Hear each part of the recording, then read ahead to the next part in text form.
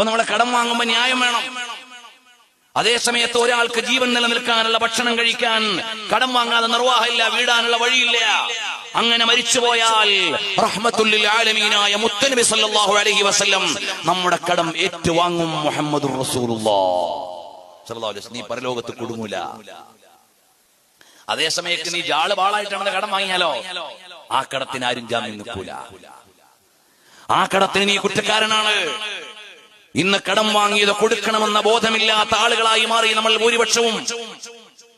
എവിടെ നിന്നാണ് ഞാൻ ഇതിലേക്ക് കടന്നു വരുന്നത്?